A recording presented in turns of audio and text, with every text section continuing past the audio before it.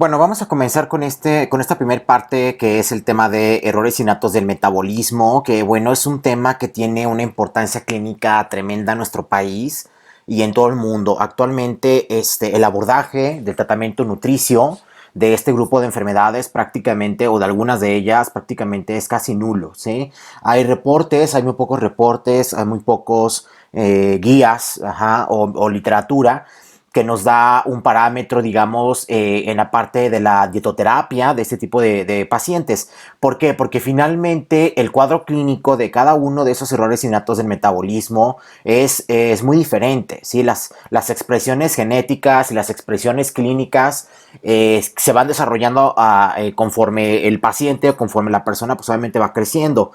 Inclusive todavía en la actualidad se siguen descubriendo errores innatos del metabolismo, todavía digamos no son totalmente conocidos todos. Ya se lleva una buena, digamos, un buen conteo de la mayor parte de los errores innatos, pero todavía falta descubrir algunos de ellos, ¿ok? Bien. Pues bueno, como una primera parte quise poner la definición de lo que son los errores innatos del metabolismo, que creo que están totalmente definidos pues por la palabra, ¿no? O sea, errores innatos. El término innatos se refiere a que pues se nace con él, ¿no? Entonces son fallas dentro del metabolismo, ajá, que en una persona que prácticamente se desarrollan desde el nacimiento. Una definición que encontré en la literatura es que son desórdenes causados por mutaciones. Finalmente, gran parte de las patologías y de las condiciones fisiopatológicas que tenemos hoy en día son por mutaciones, y por mutaciones genéticas, por mutaciones cromosómicas y diferentes tipos. Donde en este caso específicamente, en los errores innatos de metabolismo, estas mutaciones afectan genes que codifican para enzimas. Y estas enzimas participan en rutas metabólicas específicas de los macronutrientes, ¿sí? O de los micronutrientes. Entonces, ¿qué es lo que pasa? Pues si una persona consume cierto nutrimento, ¿sí? Entonces le produce inmediatamente un cuadro clínico complicado, ¿no? O sea, empieza con un cuadro clínico que entonces eso hace que agrave, pues obviamente pues, sus condiciones de vida, y por lo tanto tiene que someterse a un estilo de vida totalmente riguroso, ¿sí? Se sabe que en México, más o menos, de los datos que se tienen hasta 2018, los errores innatos de metabolismo tienen una incidencia baja, es decir, los nuevos casos son pocos, ¿sí? O sea, la verdad son pocos pacientes los que presentan este tipo de alteraciones, pero pues bueno, en la consultoría les puede llegar a tocar un paciente de estos. Se sabe que más o menos afecta de uno entre cada 500 a uno entre cada 2500 recién nacidos, ¿sí? O sea, realmente la incidencia es muy bajita.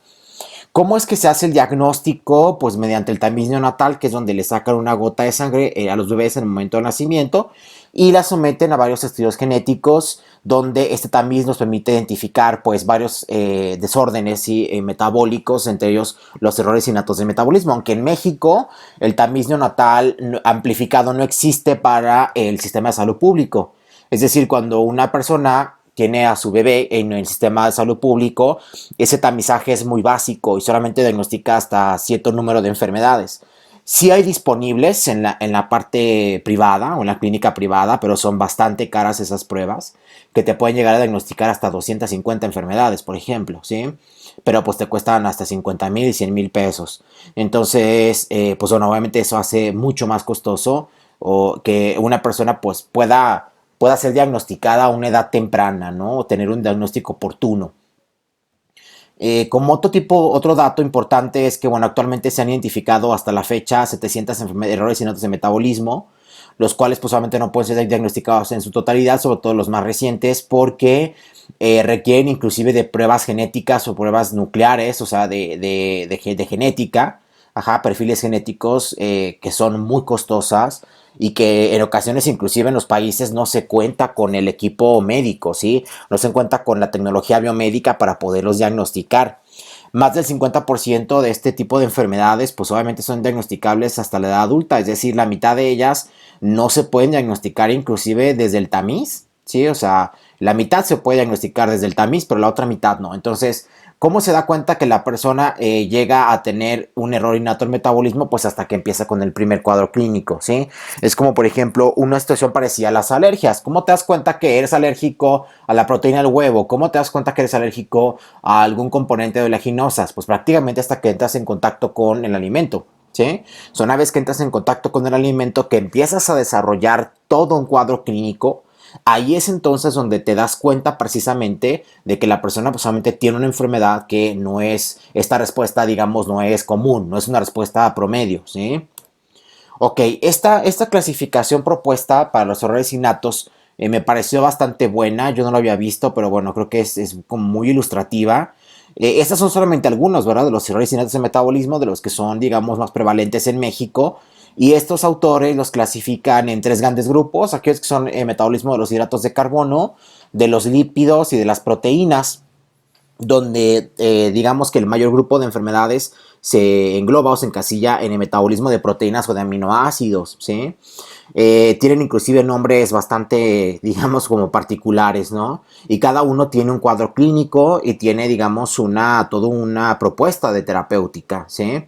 Que depende muchísimo de todas las características del cuadro clínico de la persona, porque en ocasiones con retirar el alimento o con retirar el grupo de alimentos que contenga ese nutrimento en particular que no es metabolizable, con eso mejora el cuadro clínico. O sea, en ese momento en que la persona deja de comer lo que le hace daño, mejora, ¿sí?